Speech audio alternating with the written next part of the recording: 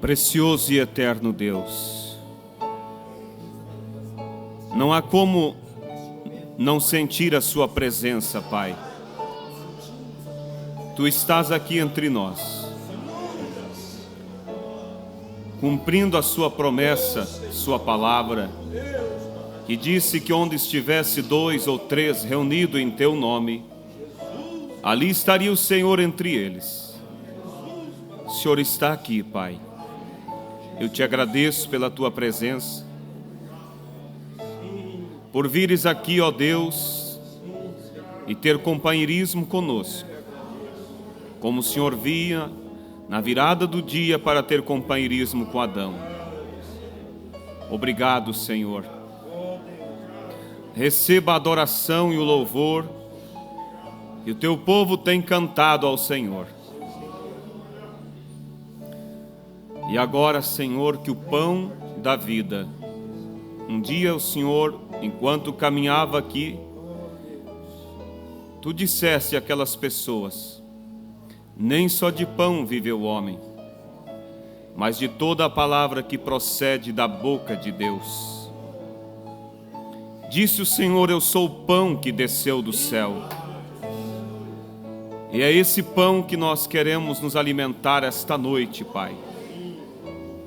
Que haja, ó Deus, conversões, que haja posicionamento, que a Tua presença, ó Deus, possa fazer a obra.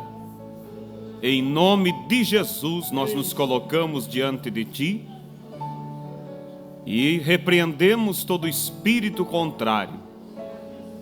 Satanás, suas forças são amarradas agora. Em nome de Jesus Cristo, nós vamos com a unção de Deus para resgatar vidas para o reino de Deus. Conceda a Tua vitória, Pai. Em nome de Jesus lhe pedimos. Amém. Que Deus continue vos abençoando. Podeis assentar um momento, irmãos?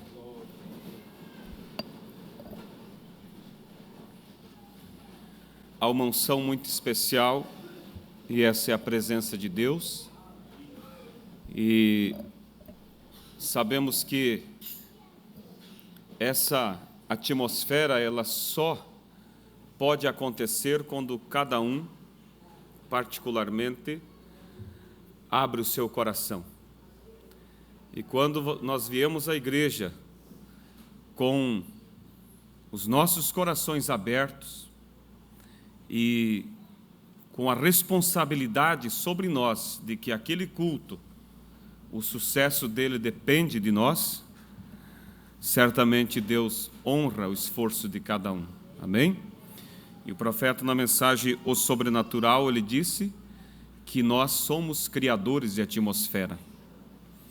E ele disse que o sobrenatural só se manifesta mediante uma atmosfera propícia. E que a atmosfera, ela é criada por nós. Então, que Deus ajude, que nossas atitudes possam sempre trazer a presença de Deus. Amém? E é muito bom estarmos na casa de Deus e saber que nós viemos aqui para sairmos melhores. E o profeta disse em uma de suas mensagens que ninguém sai do culto como chegou, mas ou sai abençoado, ou, como disse ele, amaldiçoado.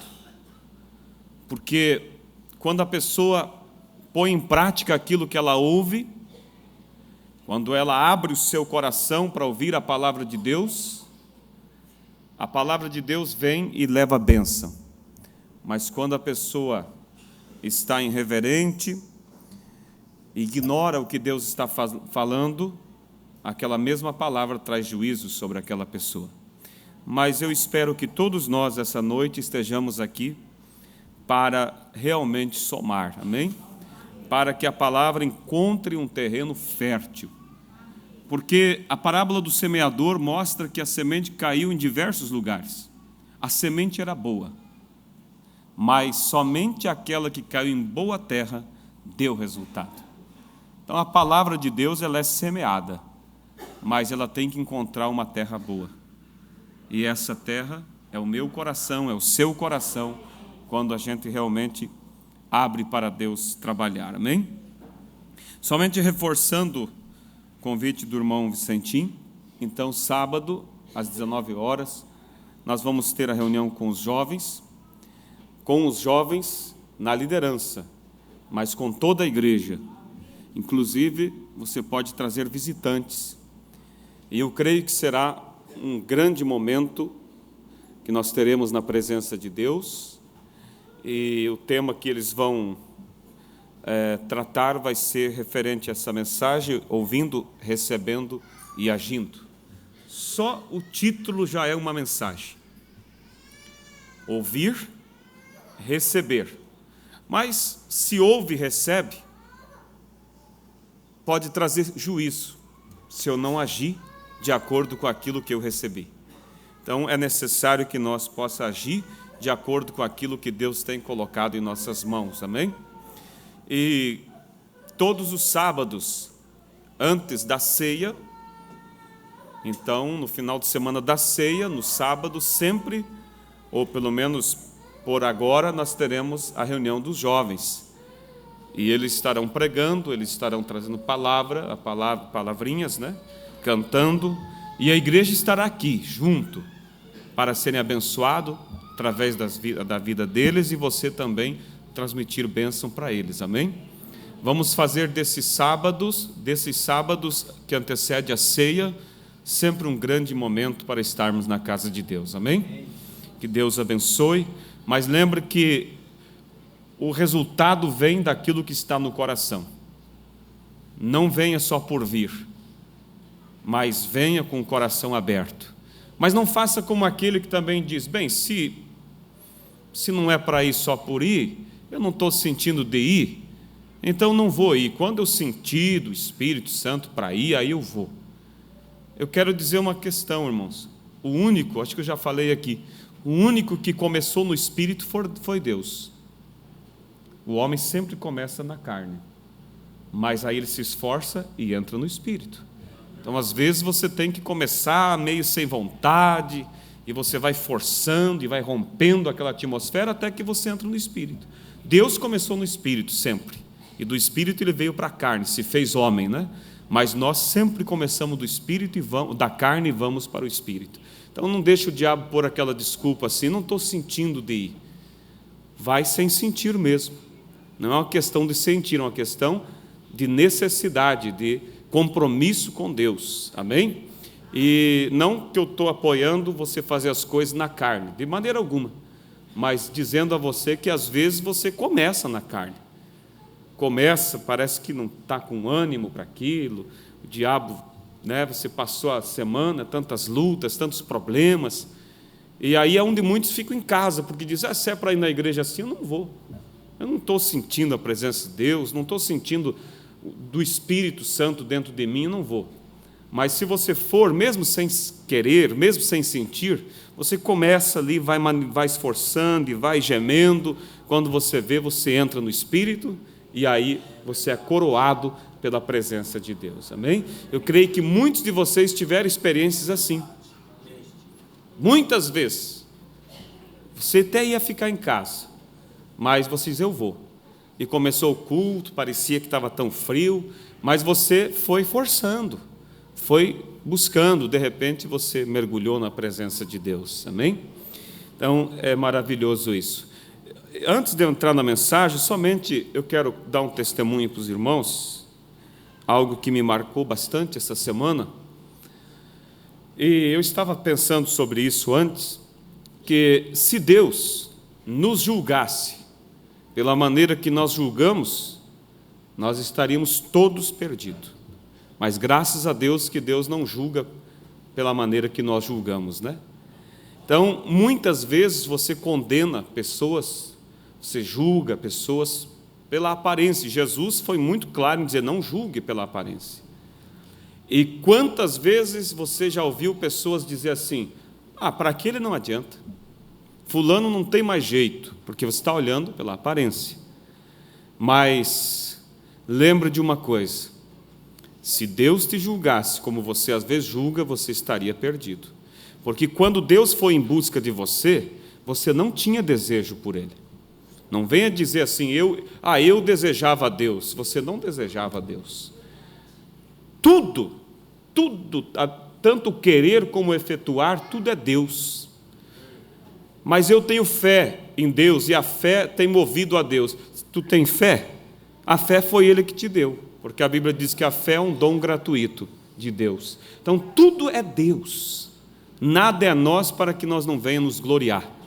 Mas o que eu queria testemunhar para os irmãos, eu estava fazendo o roteiro essa semana, e aí eu tinha terminado o culto ali numa cidade, e eu estava retornando, e tinha uma família, e eu fui levar eles no interior. Eles foram de ônibus no culto, na cidade, e então, na volta, eu trago sempre eles. E aí, quando nós estávamos indo assim, ali no interior, a irmã passou numa casa e lembrou. Ela falou, o José, falou assim para mim. Aí ela disse, o José, é um senhor ali que está morrendo. E ele quer morrer, mas não pode. Ele até me disse que vai pagar alguém para matar ele, para acabar com o sofrimento. Ela diz, eu acho que ele tem algum pecado, por isso que ele não consegue morrer. E eu disse que eu ia pedir para o pastor visitar. Eu disse, eu vou. Então eu deixei elas em casa e voltando eu cheguei. Não conhecia ninguém, tinha uma senhora ali na frente, e quando eu me apresentei, eu desci com a Bíblia, e eu disse que eu vim orar pelo José. Ela olhou para mim e disse assim, não sei se ele vai te receber. Pensa, vamos aqui, se você julga pela aparência, uma pessoa morrendo, que não gostava de crente, não gostava da palavra, ela disse, espera aí, primeiro eu vou ver se ele te aceita, mas ela já deixou claro, eu acho que ele não sei, eu vou perguntar se ele aceita que você ore por ele. Aí eu fiquei ali fora, esperando, e é claro que na hora, vem, tudo bem, se não quer, mas aí eu pensei comigo, não, e eu comecei a orar, disse, Satanás, você não vai impedir, em nome do Senhor Jesus, eu te repreendo, diabo, e eu fiquei orando. Ela demorou um pouco, e ela voltou e disse assim, ele aceitou que você chegue. Mas aí vem a razão, mas o que eu vou fazer se ele não quer? Mas lembra, tem uma alma ali. Aí quando eu cheguei, ele estava deitado ali, com falta de ar, um aparelho de oxigênio do lado. E eu cheguei e disse, como está o senhor? O senhor está no céu. E eu acho que ele está bem, não está? Bravo assim. Aí me desequilibrou na hora assim. E já ficou olhando para mim assim, pronto para outra. Aí eu fiquei ali no hospital, fui e consegui entrar e fui conversando com ele, e de repente Deus foi dando graça, e nós fomos entrando, e eu fui mostrando para ele que ali estava um corpo, mas que havia uma alma dentro daquele corpo. E eu disse para ele, esta vida é real, é tão real que eu posso apalpar, eu posso enxergar, mas a outra vida é mais real do que. E aí eu mostrei para ele, quando nós morremos aqui, o nosso espírito vai para o outro lado. E mostrei para ele, Paulo disse, e quando esse tabernáculo se desfizer, há um novo nos esperando. Eu disse, mas há uma casa, há um corpo para quem aceitou a Jesus aqui. Quem não aceitou não tem corpo do outro lado. Não adianta a família rezar. E fui mostrando, e Deus foi dando graça, e eu comecei a mostrar para ele Cristo, o perdão, e que ele não é, em outras palavras, não havia necessidade dele ir para o inferno se Cristo pagou o preço, mas que ele tinha que reconhecer. E nessas alturas Deus já me deu graça que o Espírito Santo tinha tomado o controle, que eu já podia falar forte com ele e dizer para ele que ele tinha que se arrepender dos pecados dele. E fui mostrando, e ele, a presença de Deus desceu ali, eu orei por ele, e ele se desprendeu, começou a conversar comigo e disse: eu nunca senti na minha vida o que eu senti agora. Ele disse: eu senti que tremeu dentro de mim. E aí então eu falei do programa de rádio e ele queria que eu explicasse como ele podia achar esse programa. Agora, eu fiquei pensando, se julgasse pela aparência, ele nem quer receber um pastor. Mas havia uma alma ali dentro, e o diabo queria levar para o inferno. Então, lembre, irmãos, você sempre lembre que não é a pessoa, é o diabo. As pessoas são boas, mas as pessoas às vezes estão tão amarradas. E lembre que Deus colocou nós aqui para fazer a obra. Jesus, se fosse olhar para as circunstâncias do gadareno, ele nunca teria atravessado o mar. Um homem que batia na família, quando ele ia para casa, o filho gritava: mãe, mãe, o pai está vindo, e todos corriam, se escondiam, dormia no cemitério, mas Jesus foi, e chegou lá e expulsou aquela legião de demônios que estava nele. E quando expulsou, ele se tornou tão bonzinho que ele quis seguir a Jesus. Aí Jesus disse: não, vai agora para a tua casa, cuida da tua família. Então, esse sentimento pelas almas, irmãos, deve estar dentro de cada um de nós. Não julgue aquela pessoa mal vestida que passa na rua. Ela tem uma alma. E se ela tivesse o que você tem, de repente ela seria muito mais grata do que você é. Mas ela não tem a revelação que nós temos. Por isso nós devemos... Alguém diz: mas se é predestinado, vem. Na mensagem A Serpente Ferida, quando aquelas pessoas começaram a chamar o ombrando de Jesus Cristo, ele disse que ia parar o ministério por um tempo. Eu nunca esqueço daquela expressão dele. Ele disse assim: eu vou parar o ministério por um tempo, e vocês darão conta diante de Deus pelas almas que se perderem enquanto eu estiver parado. Aí eu entendi, quer dizer que se eu não for pregar, as almas se perdem? Se perdem. Mas se é predestinado, vem. Claro que vem. Mas olha as mensagens do irmão Brana, faz um levantamento, o que ele chama de predestinação. Ele diz: predestinação é pelo pré-conhecimento de Deus, pelo conhecimento antecipado de Deus. Ele viu aqueles que haveriam de desejar ser salvos. E o profeta diz: então ele se obrigou a preparar uma forma para que aquelas pessoas fossem salvas. Mas a Bíblia diz: como crerão se não há quem pregue? E como pregarão se não há quem envie? Então tem que haver quem vá. Há um hino muito velho, muito antigo, que diz assim: não me falaram de Cristo, quando muito se salvou, mas ninguém me falou de Cristo. Que nunca haja naquele dia um dedo apontando para você, daquele colega, daquele vizinho, dizendo assim: você nunca me falou de Cristo. Entende? Então, você deve saber que Deus depositou em nós a responsabilidade. Ide pelo mundo, pregai o evangelho a toda criatura. Eu nunca esqueço, já contei para a igreja, há muitos anos atrás, eu estava orando bem ali, num culto de quarta-feira, ajoelhado ali, e orando, e disse: Senhor, visita os hospitais. E algo falou dentro de mim: visita você. Eu ouvi bem claro dentro de mim. Parece que nós estamos dando ordem para Deus. Ele fez o que tinha que fazer. Agora é eu que tenho que fazer. É eu que tenho que ir. É eu que tenho que anunciar. Mas eu não sei pregar. Você sabe convidar. Você sabe dizer assim: tem um culto hoje à noite. Você não quer ir comigo?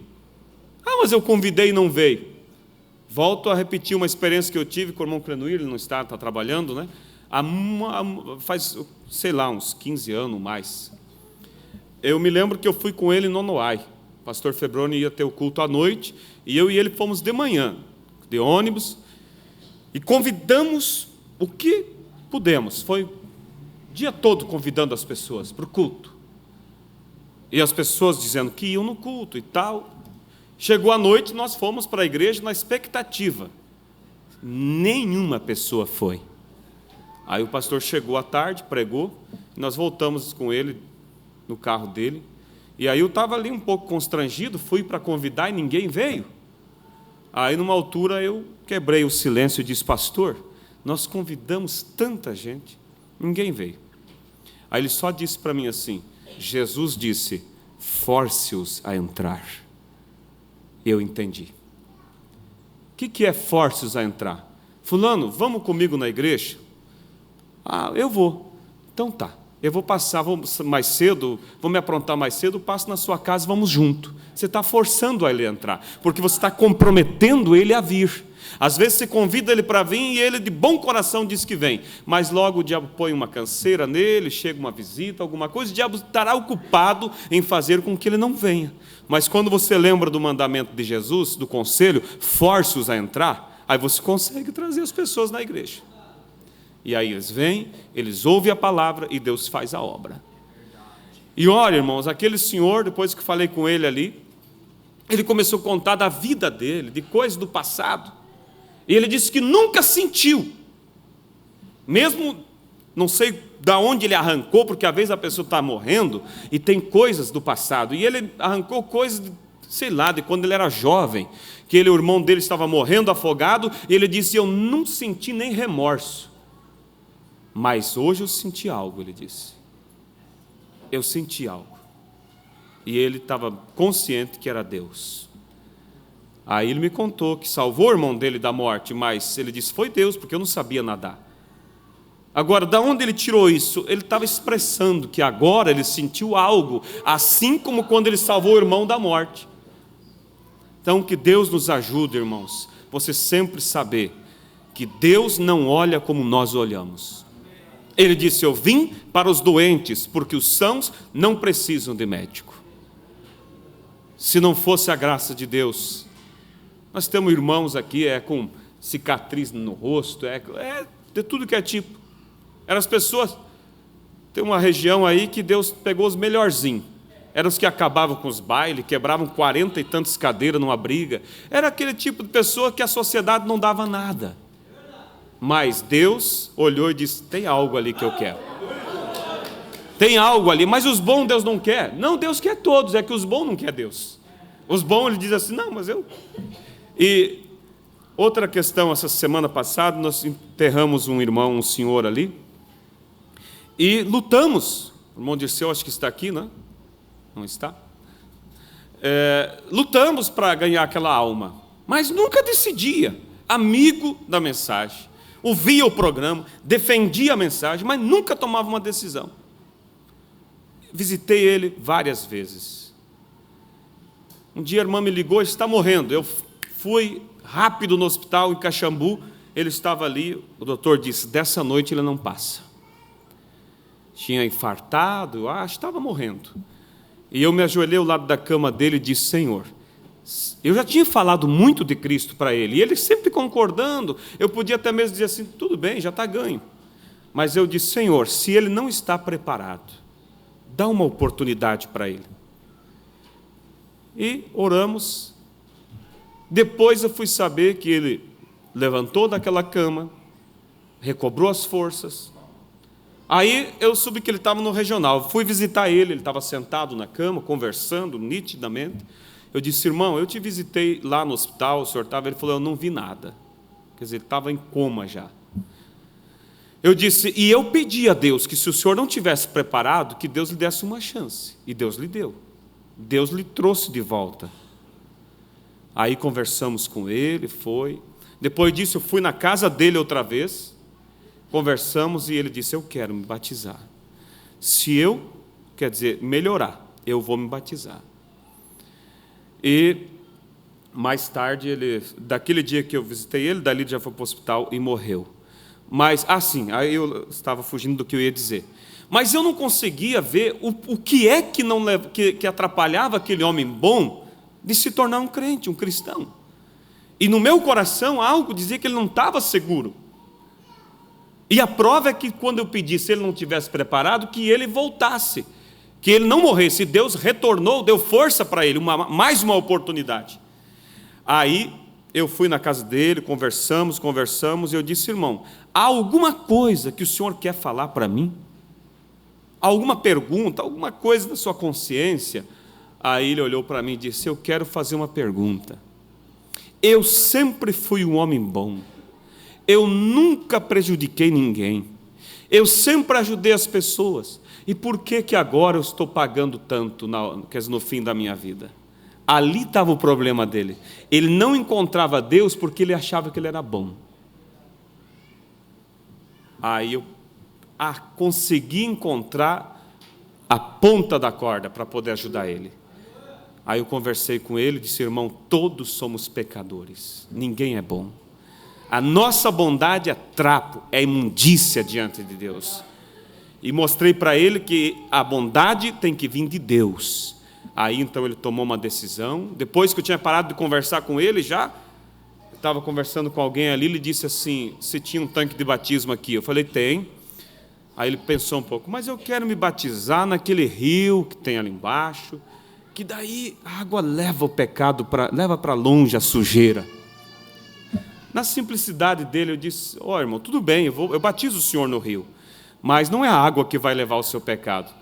Pelo contrário, disse, seus pecados já foram levados pelo sangue de Cristo. Então, ali ele encontrou a Cristo. Por quê? Antes ele não conseguia, porque ele não via razão dele se batizar, razão dele se tornar um cristão, porque ele achava que ele era bom.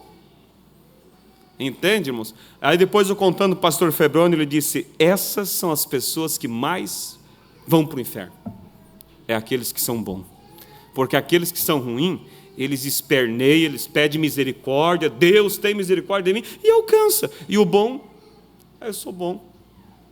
E quer chegar no céu de acordo com seus requisitos. Mas que Deus ajude, irmãos. Meu tema vai ser pequeno essa noite, por isso eu aproveitei, dar esse testemunho que eu creio que ajuda nós.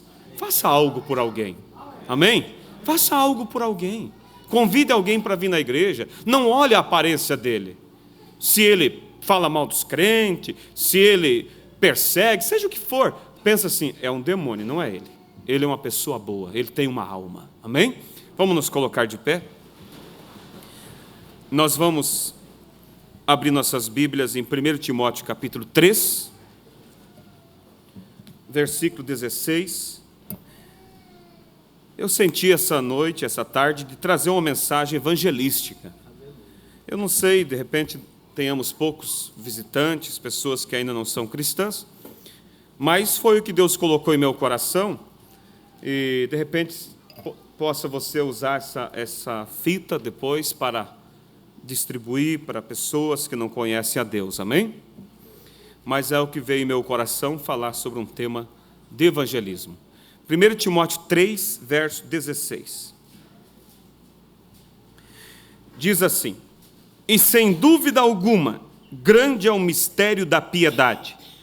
Aquele que se manifestou em carne foi justificado em espírito, visto dos anjos, pregado aos gentios, crido no mundo e recebido acima na glória. Vamos falar junto? E sem dúvida alguma, grande é o mistério da piedade. Aquele que se manifestou em carne foi justificado em espírito, visto dos anjos, pregado aos gentios, crido no mundo e recebido acima na glória. Senhor Deus, precioso e eterno Pai, toma esta palavra, Senhor, e vivifica em nossos corações, pois te pedimos humildemente diante de Ti, que a sua unção possa agora fazer a diferença. Em nome de Jesus. Amém. Podeis assentar, irmãos? Eu quero falar sobre um tema intitulado O Grande Plano. Peço a atenção de todos, vou procurar ser bem breve, resumido, mas eu quero falar sobre o maior plano, o grande plano. Que plano será esse, né? A mais bela história. Mas para isso eu quero voltar com vocês, convidar a vocês a voltar nossas mentes, fazer uma viagem no tempo.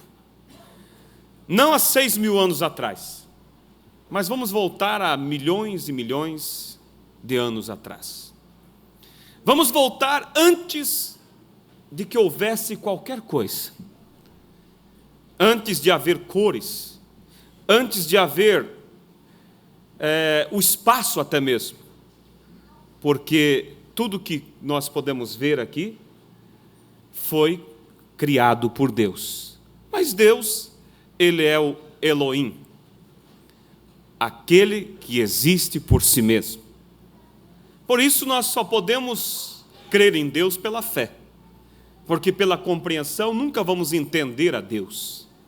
Mas pela fé nós podemos crer que Ele existe, que Ele é real e que Ele está aqui juntamente conosco nesta tarde, amém? Então, antes que havia qualquer coisa, Deus habitava só. Deus habitava sozinho. Deus habitava com seus pensamentos. Deus habitava com seus atributos que estavam dentro dele. E ali, ele pensou, e ele desejou ter uma família. Assim como um homem chega ao tempo que ele deseja ter um lar. Ele deseja ter uma família. E Deus desejou, no seu íntimo, ter uma família. E quando alguém deseja ter uma família, a primeira coisa que ele faz, ele prepara o lugar para essa família. Ele prepara uma casa. Ele prepara um ambiente para trazer esta família. Então, quando Deus desejou ter uma família, Ele passou a preparar uma casa para esta família. Mas não era uma casa de 100 metros quadrados, 200 metros quadrados, era todo um planeta. Com toda a beleza que nós vemos, e aquelas que nós nem vimos ainda. Tudo Deus preparou, irmãos, para a sua família, antes mesmo dele ter uma família. E ele colocou tudo na terra. E se não bastasse a imensidão desse planeta e desse universo que ele colocou para decorar esta casa, se não bastasse isso, ele plantou um jardim para a família. E ali naquele jardim era onde ele desceria toda a tarde para ter companheirismo, brincar com Adão, como um pai brinca com o filho, ouvir de Adão e falar com Adão. E ali então ele colocou aquilo que ele tinha de mais precioso na terra, sua família, seus filhos. Agora veja você que eles viviam em uma perfeição, uma harmonia, uma alegria, só prazer, a paz de Deus. O leão deitava ali com o cordeiro, pastava juntamente com o cordeiro. Não havia, irmãos, maldade, não havia sepultura, não havia doença, não havia folha amarela de uma árvore caindo no chão. Mas tudo que se olhava era vida, tudo era a maravilha de Deus. Pensa você, como deveria ser algo que enchia os olhos, que enchia o coração, a grandeza daquilo que Deus colocou aqui na casa da sua família, na sua casa, onde ele vinha estar com seus filhos. Mas chegou um dia que o pecado entrou. Satanás sorrateiramente entrou, marcou aquelas vidas, feriu aquelas vidas, trouxe o pecado. E o pecado, por sua vez, separou o homem de Deus. Agora alguém pode pensar, mas como Deus pôde permitir isso? Irmãos, nada toma Deus de surpresa. Deus permitiu, não que Ele criou o pecado, não, mas Ele permitiu que aquilo viesse. Porque para dar valor para o dia, tem que haver uma noite. Para haver valor, dar valor para a saúde, tem que haver a doença. Para o positivo ser bom, tem que haver o negativo. E Ele permitiu que o negativo se manifestasse. E quando o diabo olhou e viu tudo bom, para o lado que ele olhava era bom, era bom. Ele era inteligente, o diabo sabia, se tem um positivo, tem que ter o negativo. Foi onde o diabo optou e disse, eu vou tomar partido pelo lado negativo. E Deus deixou. Deus deixou. E aquilo foi o que deu a oportunidade para Deus manifestar ali os atributos que Ele tinha dentro dele. porque ele tinha o atributo de salvador, ele tinha o atributo de libertador, ele tinha o atributo de curador, mas ele nunca poderia curar alguém se não houvesse alguém doente. Ele nunca poderia salvar alguém se não houvesse alguém perdido. Vocês entendem? Então, a entrada do mal, Satanás pensou assim: agora eu vou prejudicar. Que nada, tudo que o diabo faz acaba revertendo ainda em bênção para nós, porque o nosso Deus tem domínio sobre tudo. E a entrada do mal acabou realçando o bem, porque aí, hoje nós podemos dar valor para o que é bom, senão se tornaria uma coisa monótona.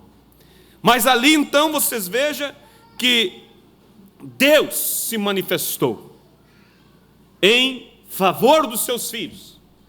E ali, quando ele viu seus filhos caídos pelo pecado, na mensagem A Crueldade do Pecado, o irmão Branham disse que Deus matou aquele cordeiro, porque de imediato, quando o homem pecou, ele já tentou, com a sua ideia, sua razão, seus pensamentos, fazer para si uma roupa, criar para si uma religião. Fez uma cobertura de folhas de figueira. É o que a humanidade está fazendo. Todo mundo tem religião. Mas como eu dizia para aquele senhor ontem, eu dizia: se religião salvasse, o mundo estaria salvo. Todos têm uma religião. Mas a primeira religião que foi feita foi rejeitada por Deus. Quando Adão chegou diante de Deus com aquele avental feito de folhas de figueira, Deus rejeitou aquilo. Deus matou um cordeiro, tirou a pele daquele animal, vestiu Adão, vestiu Eva e disse: agora vocês terão que sair da minha presença. Eu não posso ter vocês aqui mais. Deus chamou seus querubins, colocou para proteger a árvore da vida, para que eles não tocassem na árvore da vida por causa do pecado. E diz na mensagem A Crueldade do Pecado que quando Adão e Eva começou a sair, Adão colocou seus braços fortes sobre os ombros de Eva e saiu caminhando para fora do jardim.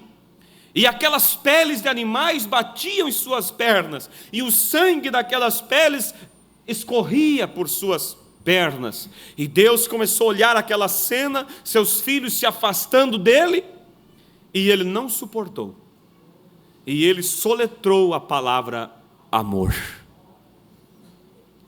E quando ele soletrou a palavra amor, então ele traçou o plano, o maior plano, o grande plano, o plano da redenção, o plano para trazer de volta a sua herança, trazer de volta os seus filhos ao posicionamento, ao lugar de paz, à presença de Deus, à intimidade de Deus.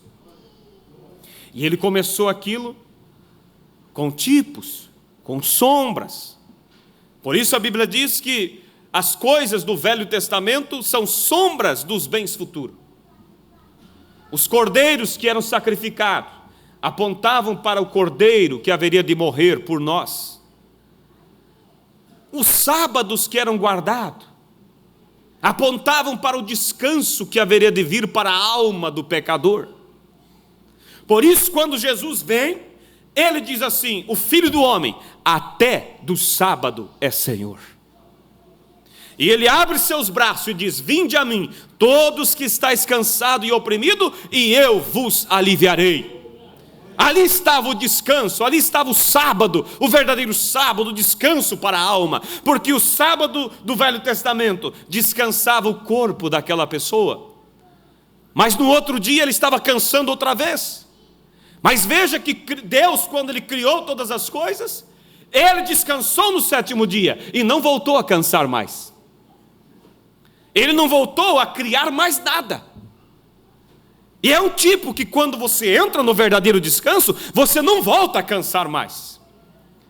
Agora, se o descanso fosse um sábado, no próximo dia nós estamos cansando outra vez. Mas aquele sábado apontava para Cristo. E uma vez entrando em Cristo, não numa religião, mas entrando em Cristo, você encontra o descanso para a sua alma. Amém? Então, ele começou ali, porque a obra-prima de Deus, que era o homem, caiu. estava ali na lama, e ele não iria deixar sua obra-prima caída. Ele começou a restaurar ela outra vez. E toda a obra, ela é feita sobre uma base, uma plataforma. E essa plataforma que Deus fez começou ali pelos patriarcas. E depois, o corpo daquela obra começou através dos profetas. Quando o último profeta da lei foi ali Malaquias, e João Batista então fazendo a ligação entre o Velho e o Novo Testamento, chegando o pescoço, vamos dizer, daquela obra-prima, e logo vem Cristo, a cabeça, e aí Deus tem outra vez um perfeito na terra, uma obra-prima outra vez, perfeita, uma obra que não iria cair jamais, amém? Então Deus começa a trazer, começa a construir essa obra outra vez, e Ele vem através dos tipos.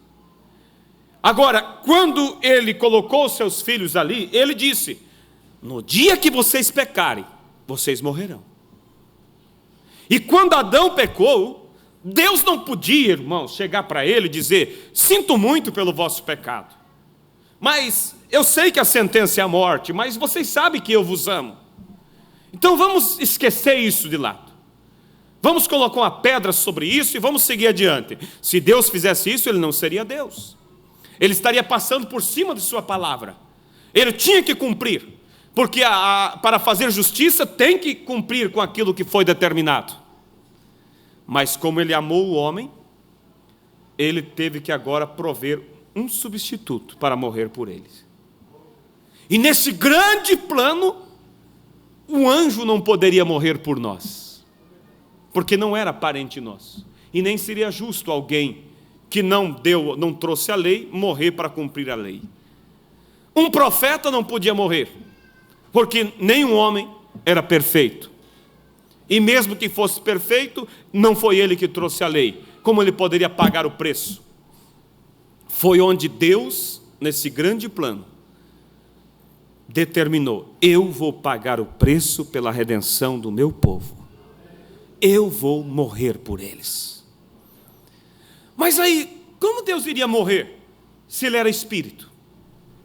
Como Deus seria tentado pelo diabo se Ele era a divindade? Como Ele seria pregado numa cruz e derramar sangue sendo espírito? Foi aonde, nesse grande plano, Ele desejou, Ele planejou tornar-se carne.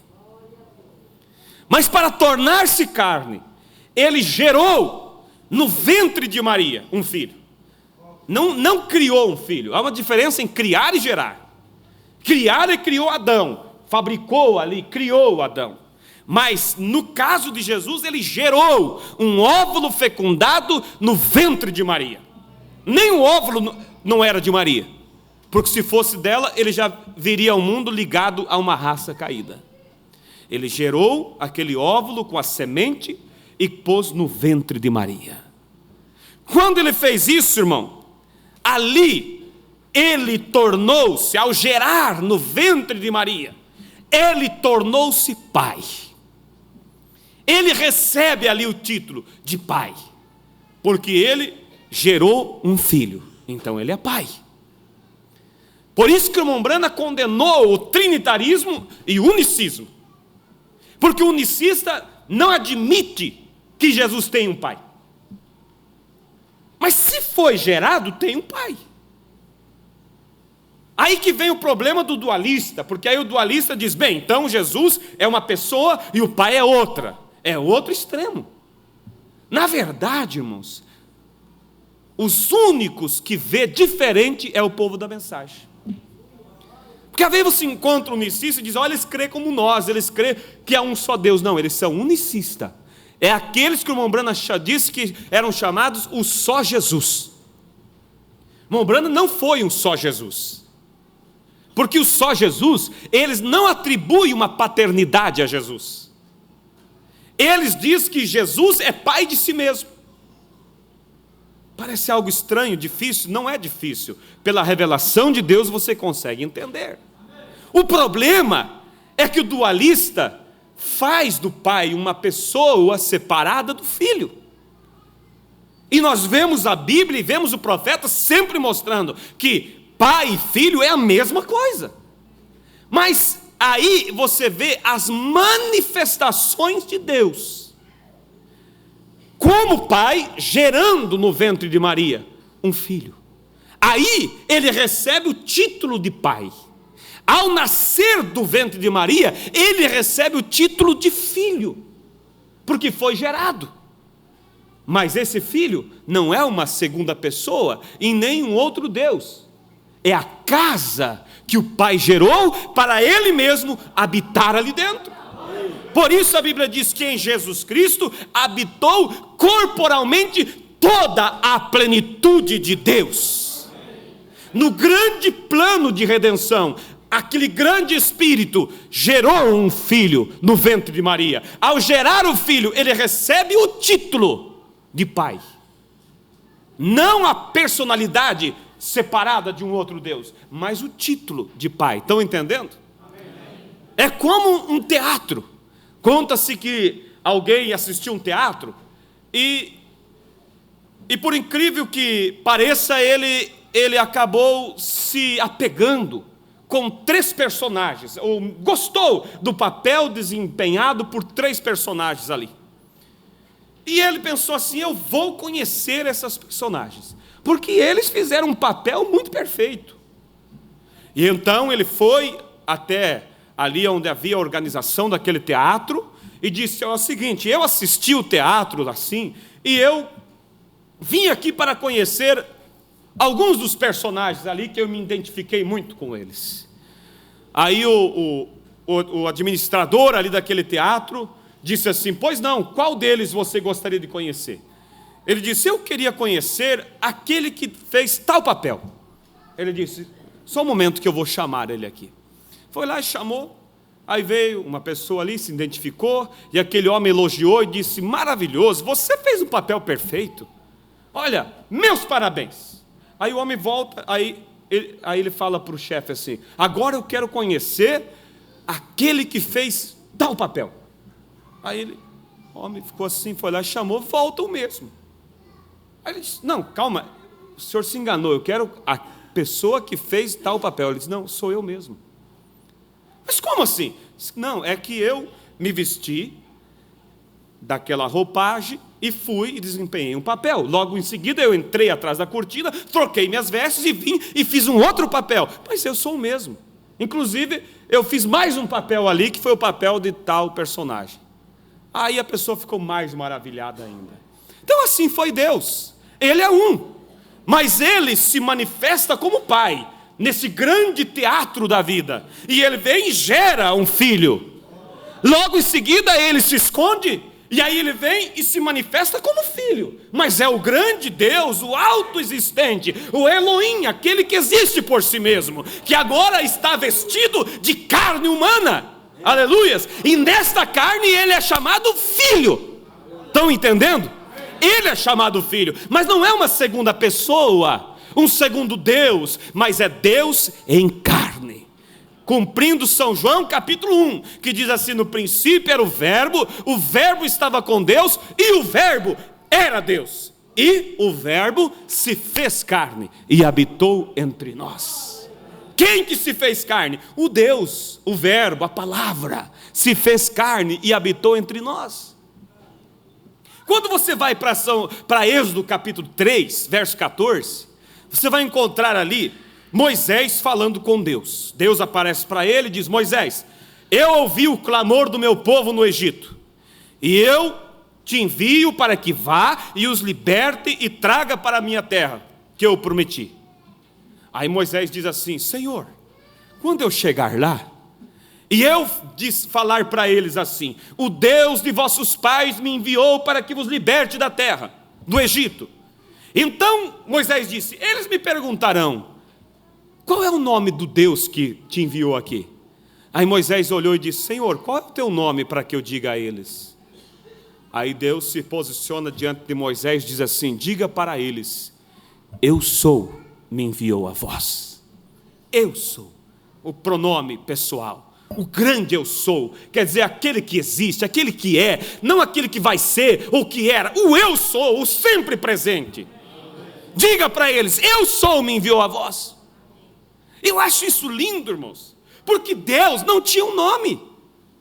Ele tinha muitos títulos que se atribuíam às qualidades dele. Jeová Jireh, aquele que provê. Jeová Rafa, aquele que te sara. Jeová Shalom, aquele que te dá paz. O lírio dos vales, a estrela da manhã. Tantos e tantos títulos que se atribuíam às qualidades de Deus, mas não tinham um nome. A pessoa só recebe um nome quando ela se encarna em um corpo, não é assim?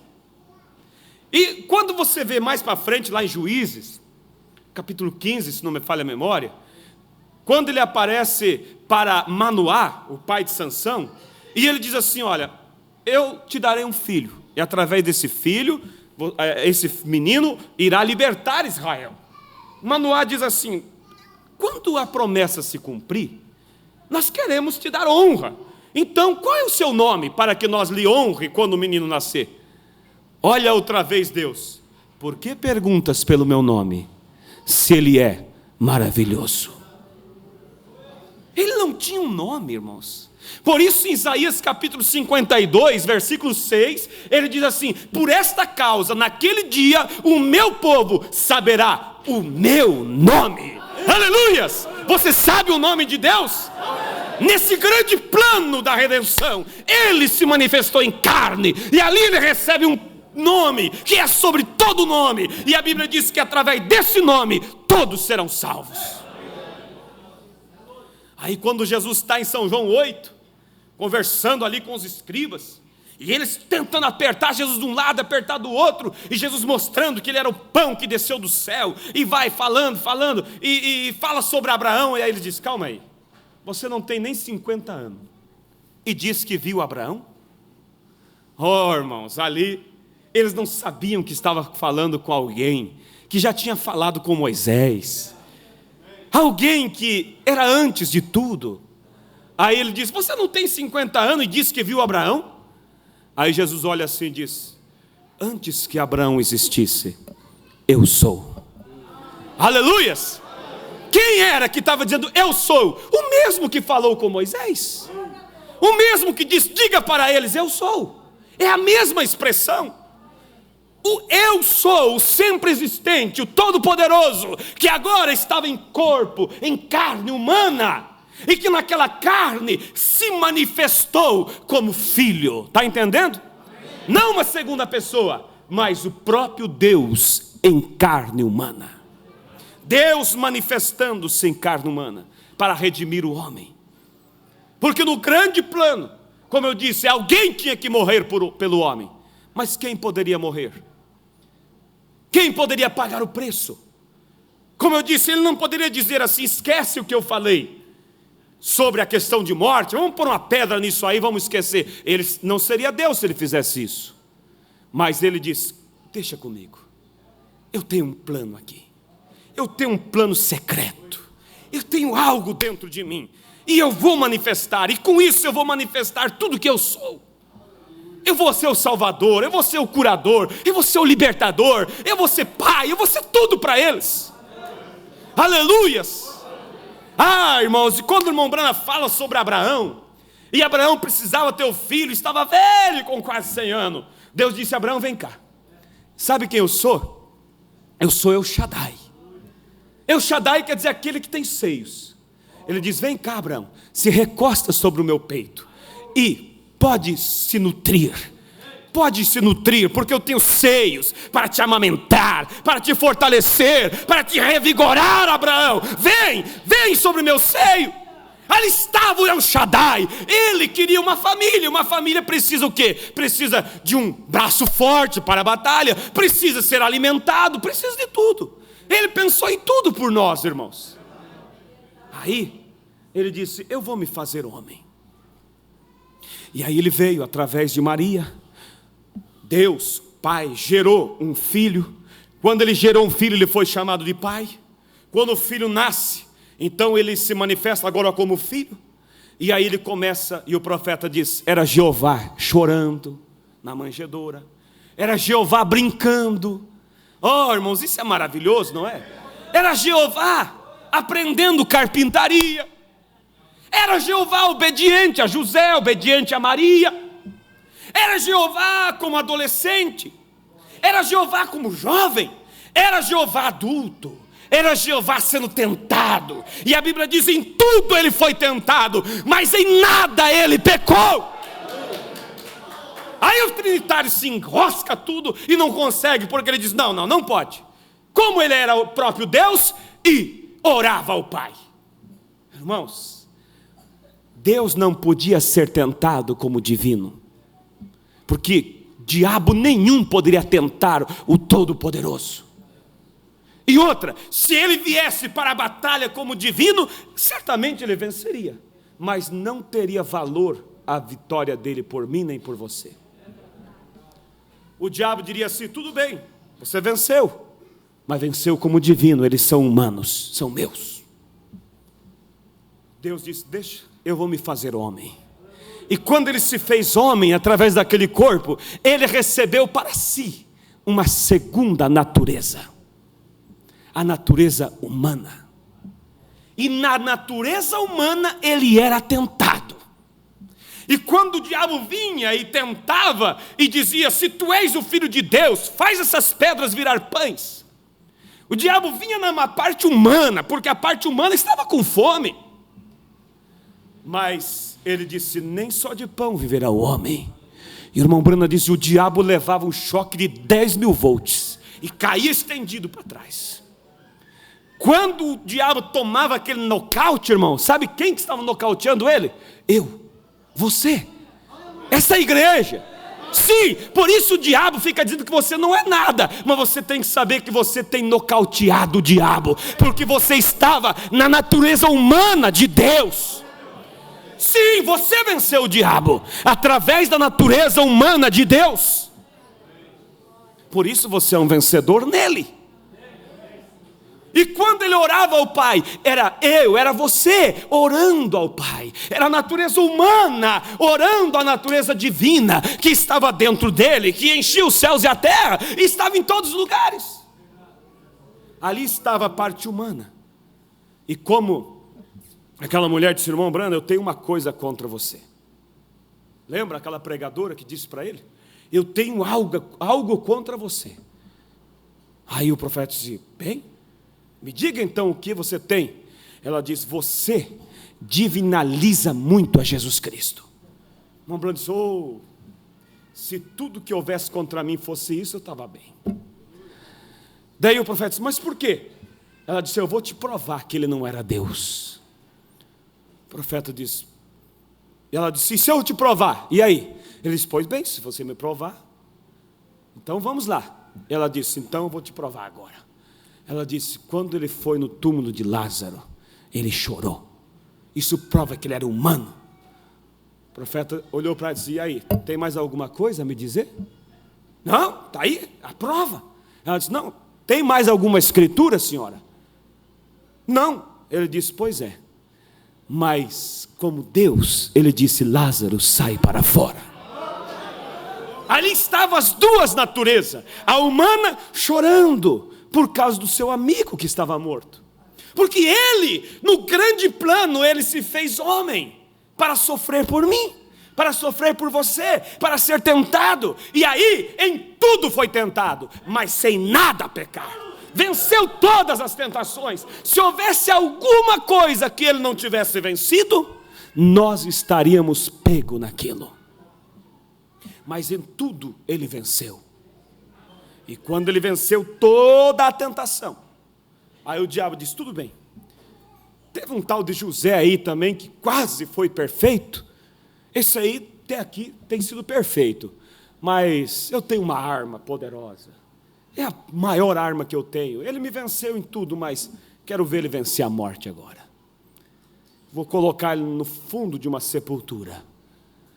Aí Jesus, sabendo disso, ele disse para os discípulos: olha para mim aqui, vocês podem derrubar esse templo aqui, mas em 3 dias eu reedificarei outra vez. Quer dizer, pode acabar com esse corpo aqui, pode pôr ele na sepultura, mas dentro de 3 dias eu me levanto outra vez. Quer dizer, eu tenho poder sobre a morte, sobre tudo. E quando o diabo veio e feriu ele, o diabo deu uma gargalhada e disse: cadê o grande homem? Está rígido agora, frio na tumba. Foi quando ele ouviu uma batida no inferno. Oh, irmãos, o diabo não sabia que estava ajudando ele a cumprir o ministério dele. Porque ele tinha que vencer o diabo, irmão, na casa do diabo também. Para não ficar nenhuma razão para o diabo dizer: tudo bem, você me venceu lá, mas quero ver aqui. Ele foi lá no inferno e disse: agora vem aqui. Me dá a chave da morte do inferno. Oh, irmãos, o diabo, ele simplesmente é um blefe. Ele fica blefando para você, dizendo que ele é alguma coisa. Irmão Brando disse: ele é um chacoalhador de moitas. Alguém que está derrotado, acabado, não tem nem a chave da casa dele. Mas tem pessoa que acredita nele. Oh, ele é o grande, o diabo, ó, cuidado. Irmãos, o diabo não é nada. Se você estiver no terreno de Deus, na vontade de Deus, nenhum demônio pode encostar a mão em você. Nada! Porque você venceu através de Cristo. Aleluias! Os perfeitos herdarão a terra. Mas quem é perfeito? Nós somos perfeitos em Cristo Jesus, representado nele. Oh, irmãos, isso aqui é o suficiente para te fazer andar de cabeça erguida, para soprar para longe essa depressão, esse espírito negativo que te rodeia, e fazer você andar de cabeça erguida como um filho de Deus, uma filha de Deus. Aí, irmãos, ele vence o diabo, dá um nocaute dele lá no inferno. E ao 3º dia, ele levanta dos mortos. Venceu a morte também. Oh, irmãos, ali, antes um pouco dele ir para a cruz, os discípulos já estavam muito satisfeitos, porque eles achavam assim: o grande plano de Deus já se concluiu. Porque, veja, o homem estava separado de Deus. O homem não podia mais conversar com Deus desde o Éden. Mas ele veio se aproximando de nós através do seu grande plano, a morte dos cordeiros, sábado, as luas novas, festas e tudo aquelas coisas que eram feitas no Velho Testamento. E aí os discípulos diziam: agora sim, chegamos ao que é perfeito. Aqui está Deus, caminhando entre nós. Porque poucos dias antes Jesus tinha dito para eles assim: Felipe, como é que você quer ver o Pai? Você está se tornando trinitário, Felipe? Você virou dualista, Felipe? Quem vê a mim vê o Pai. Eu estou convosco. Crê em mim. Se não crê de outra forma, creia pelas obras que eu faço, Felipe. Aí os discípulos virou: Deus está entre nós. Porque eles tinham uma fé correta. Os judeus sabiam que o Messias, escuta isso aqui, não deixe passar isso aqui. Os judeus sabiam que o Messias, quando viesse, ele seria Deus. Você já parou para observar que cada vez que Jesus falava assim: a mim compete fazer a vontade do meu Pai, eles já pegavam pedra para apedrejar ele? Já observou isso? O que tinha de tão grave em Jesus falar meu Pai? É porque Jesus não dizia nosso Pai, ele dizia meu Pai. E ao dizer meu Pai, ele estava se referindo que ele era o Filho que haveria de nascer. Um menino se nos deu, um filho se nasceu, e o principado está sobre os seus ombros. Quando ele dizia meu Pai, ele se identificava como o filho que haveria de nascer. Por isso que ele dizia: o que é isso? Esse homem nascido de prostituição, dizendo que ele é filho de Deus? Por isso que eles não aguentavam ouvir. Então veja que a fé do judeu era correta. Ele sabia que aquele que nascesse seria filho de Deus e seria Deus em carne. Compreenderam isso?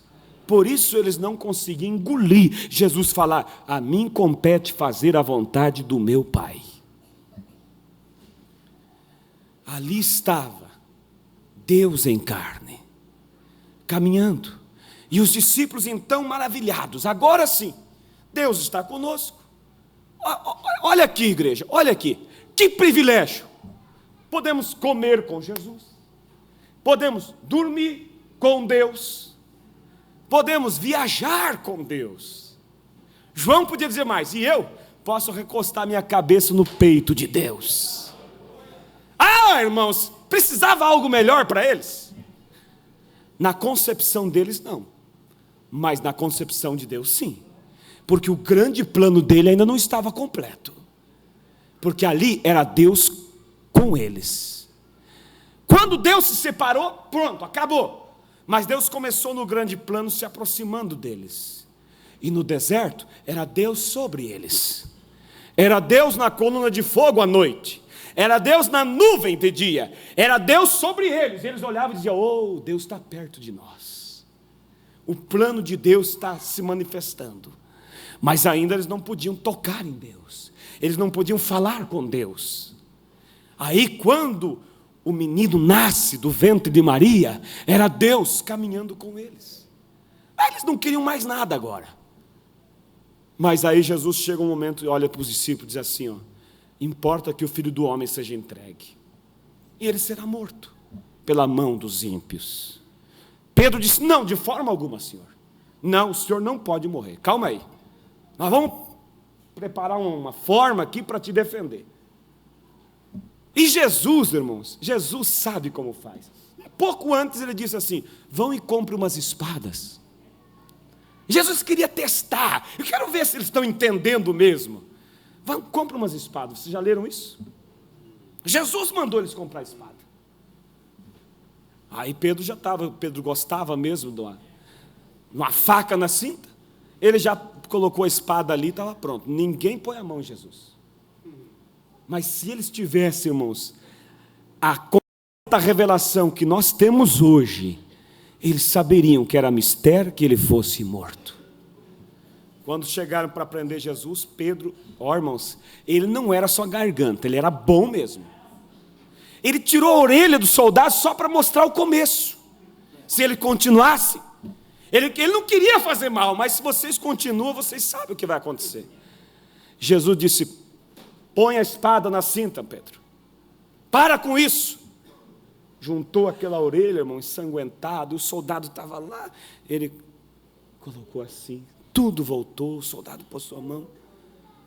Irmãos, que coisa maravilhosa, mas eles estavam cegados.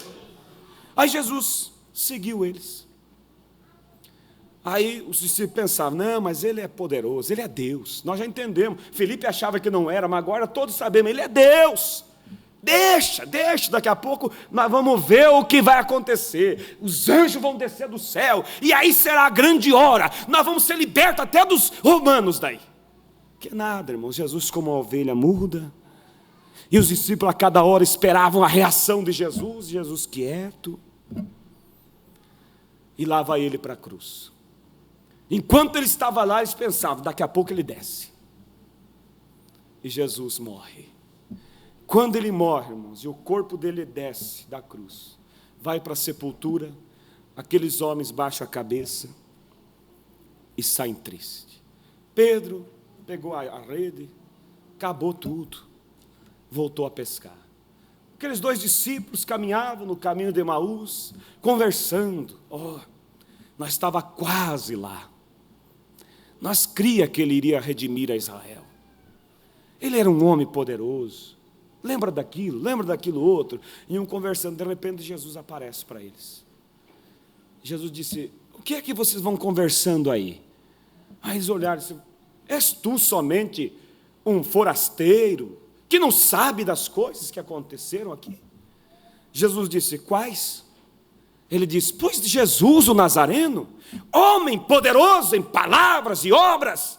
Irmãos, eles tinham do que falar. Mas foi morto. Nós esperávamos que ele ia remir Israel, mas já é o terceiro dia da sua morte. Irmãos, eles não sabiam que ali estava a parte principal do grande plano de Deus, porque após a sua morte, seria o preço final sendo pago. Irmãos, era o recibo na minha mão, na sua mão. Quando o diabo diz, você merece a morte, você disse que é nada, já foi pago. Quem pagou? Jesus. Cadê a prova? Está aqui. E mais do que isso, irmãos, quando ele morre, ele libera o seu espírito. Porque até então era Deus com o povo, e de agora em diante seria Deus no povo, Deus na noiva. Aleluias! Não Deus do lado de fora, Deus do lado de dentro, morando no coração, como ouvimos hoje pela manhã aqui. Lá no Velho Testamento, o templo, no lugar santíssimo, revestido de peles de animais, era Deus dizendo: um dia eu vou morar por trás de peles. Era Deus dizendo: eu vou morar por trás de peles, de homens, de mulheres. E ali, irmãos, o grande plano de Deus se concretizou. Deus agora volta para dentro do homem. O grande plano de Deus se desenrolou de uma maneira tão perfeita. Não era mais Deus sobre o povo. Não era mais Deus com o povo. Agora era Deus com o povo.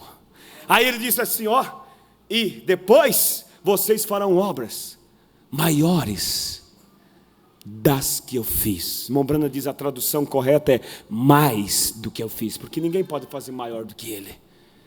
Mais em quantidade. Vocês curarão os enfermos, vocês expulsarão os demônios. Ide por todo mundo, pregai o evangelho. Mas antes, vai a Jerusalém, porque o meu plano vai se concluir. O que vai acontecer? Eu descerei e estarei convosco. E aí você vai para Atos capítulo 2. E a Bíblia diz que eles estavam reunidos todos no mesmo lugar. Uma unidade de espírito, uma unidade de coração, esperando a grande promessa. E de repente no 10º dia, um estrondo dos céus vem, e aquelas línguas repartidas de fogo desce sobre cada um daqueles crentes. E eles são revestidos de poder. E aí o homem e Deus tornam-se uma unidade. E aí Deus começa a caminhar através de pés humanos outra vez. Irmãos, e agora? É Deus em você, é Deus na igreja. Por isso o irmão Brana disse, não existe um homem santo, existe um Espírito Santo no homem. Esse é o plano de Deus. É o grande Deus que se manifestou como Pai, gerando no ventre de Maria, se manifestou como Filho, nascendo do ventre de Maria, e depois se manifesta como Espírito Santo na igreja. São João capítulo 14. Não vos deixarei órfãos, voltarei para vós. Quem é que voltou no Pentecoste? O mesmo Jesus que foi na forma corpórea, voltou na forma de Espírito, e veio para morar dentro da sua igreja. E aí ele diz, eu estarei em vós, convosco e em vós, todos os dias, até a consumação dos séculos. Vamos nos colocar de pé, irmãos. Esse é o grande plano de Deus. Isso é o que vai te levar à glória, irmãos. O combustível para o arrebatamento é Deus em você. Não é Deus com você, é Deus em você. Deus, a denominação tem recebido Deus com eles para operar milagres, para curar os enfermos, como a coluna de fogo que guiava Israel, abrindo o mar vermelho, fazendo prodígios. Mas a noiva tem Deus nela, Deus no coração, Deus no seu coração, meu irmão. Esse é o grande plano de Deus. Feche seus olhos. Eu gostaria de dar a oportunidade a alguém entre nós que se encontra como Adão. Adão, quando pecou, ele andava perambulando ali pelo jardim, triste. Mas logo ele ouviu uma voz que dizia, Adão, onde estás? Adão, onde estás? Adão estava tão vazio, porque ele estava longe de Deus. Nessa noite Deus está caminhando sobre os corredores desta igreja e dizendo, meu filho, onde estás? Quem sabe você está nas drogas, quem sabe você está perdido na bebida, nos adultérios, no mundanismo. Mas você ouviu esta noite que Ele desempenhou um grande papel para que Ele pudesse morar dentro de você, dentro de um homem, de uma mulher que se rende completamente a Deus. Há alguém entre nós que gostaria de levantar a mão e dizer, pastor, eu quero aceitar esse Jesus.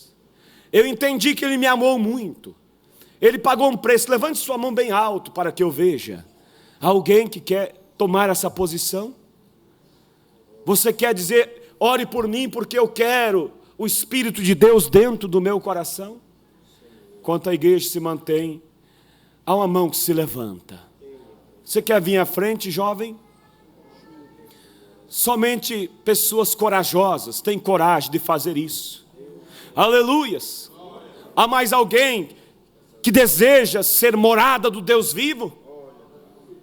Você gostaria de acompanhar 2 pessoas no altar? Há mais alguém entre nós enquanto a igreja vai orando? E você vai repreendendo o diabo, porque o diabo quer segurar essas pessoas no banco. Quem sabe você convidou alguém para vir à igreja hoje à noite, e você gostaria que ela viesse aqui à frente. Então não abra os olhos, somente ore, repreenda o diabo. Diga: Satanás, solte o meu convidado, porque ele pertence a Deus. Há alguém que gostaria de levantar a mão, mais dizer: lembra-te de mim, eu também quero aceitar a Jesus como meu Salvador? Enquanto eu vou orar por essas pessoas aqui, se há mais alguém, você pode vir ao altar enquanto a igreja de olhos fechados estará orando comigo por essas almas. Há alguém que está desviado, afastado dos caminhos do Senhor? Você gostaria, não quer terminar esse ano fora da comunhão? Você quer voltar à comunhão? Levante sua mão, meu irmão, minha irmã. Quem sabe o diabo disse que para você não tem mais esperança, mas você ouviu essa noite que o diabo foi vencido. Em todas as suas armadilhas ele foi derrotado. Há alguém que gostaria de levantar a mão e dizer: eu quero voltar à comunhão? Não pense: mas será que eu vou dar conta depois? Deus te ajudará. Somente dê um passo para Jesus. Se alguém, vem à frente enquanto nós oramos por essas pessoas.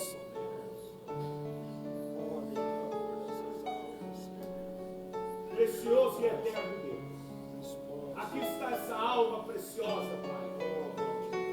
Se houvesse só ele de pecador na terra, o Senhor desempenharia todo esse trabalho para descer e redimir esta alma, porque o seu amor é incalculável por nós, Pai. Toma essa decisão agora, Pai, que ele se torne propriedade sua, que ele tenha força para descer as águas, ser batizado, e então chegar à conclusão do grande plano do Senhor, que é o Senhor morar dentro dele. Conceda, Pai, a vitória, meu irmão, em nome de Jesus Cristo. Eu abençoo essa vida junto com a igreja, Pai. Repreendo o diabo, para que não tenha força sobre ele, que o Senhor possa, Pai, dar continuidade nessa decisão. Em nome do Senhor Jesus, conceda a vitória completa, meu irmão, Pai. No nome de Jesus Cristo te peço. Amém. Pai Santo e Eterno Deus, abençoe essa criança. Ele compreendeu o chamado, por isso ele está aqui. Que o Senhor possa receber e tomar a decisão no coração dele, e que ele cresça para te servir e honrar ao Senhor. Seja com ele, Pai, em nome do Senhor Jesus. Amém.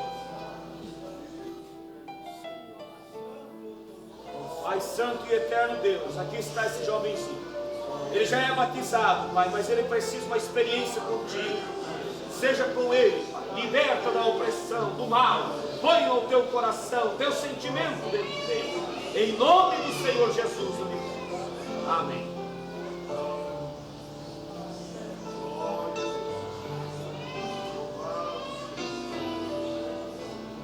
Pai Celestial, conceda a libertação das pessoas.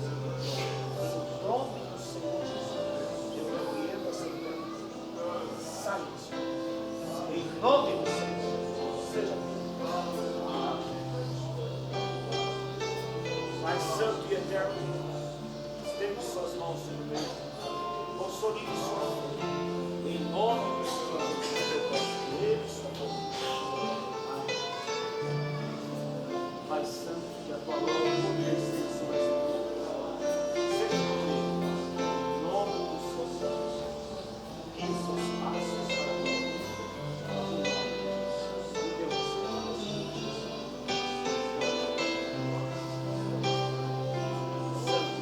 Toma essas mãos, seus abençoe, são seus.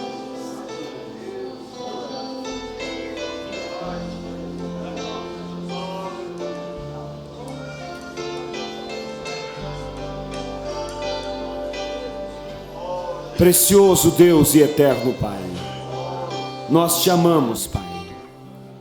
Sei que o Senhor está aqui entre nós, e nós queremos, Senhor, dizer muito obrigado por esse grande plano, por ter se tornado homem, quando o Senhor não precisava vir aqui, mas o Senhor veio por mim, o Senhor veio por esta igreja, o Senhor venceu por eles, Pai. Nos dê essa graça, essa coragem, essa força, para nos posicionar por Ti e por Tua palavra. Em nome de Jesus Cristo, Teu Filho, eu oro, Pai, para que o Senhor possa abençoar nossos corações verdadeiramente, ter esta revelação do que é o Calvário, do que é o grande plano, Pai, e vivermos uma vida de gratidão para Ti. Em nome de Jesus, nós te agradecemos. Amplia isso no coração da igreja, Pai, pois eu peço a Ti, em nome do Senhor Jesus. Amém. Deus abençoe, o irmão pode se assentar. Que Deus seja com esse jovem que tomou essa decisão, e aqueles que o convidaram possa ajudar ele a caminhar. Todo o domingo de ceia nós temos batismo. Inclusive agora, dia 31, às 8 horas, quando começa o culto de vigília, nós teremos batismo.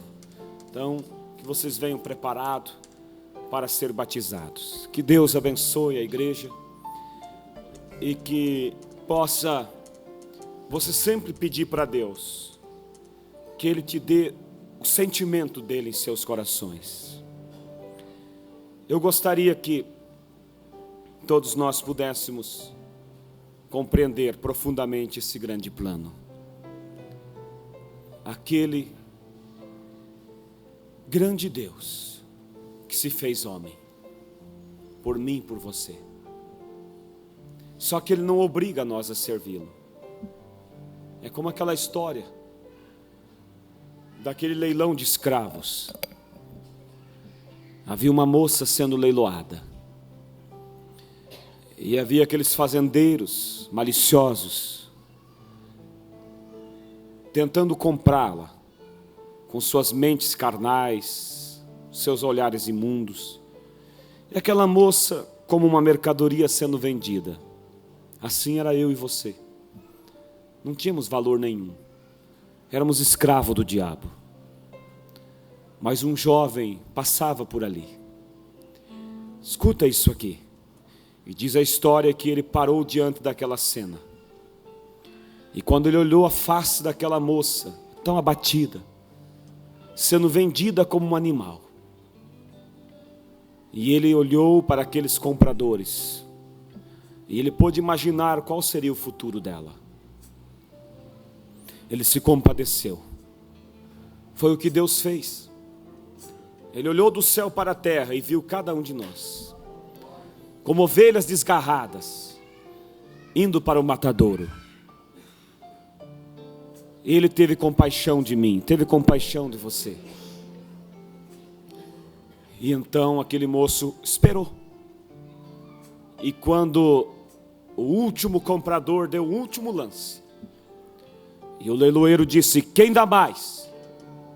E ninguém mais ousou levantar o preço. E ele disse: dou-lhe uma, dou-lhe duas. E quando ele ia bater o martelo para dizer vendida, o moço gritou de cima do cavalo e dobrou o preço. Todos olharam.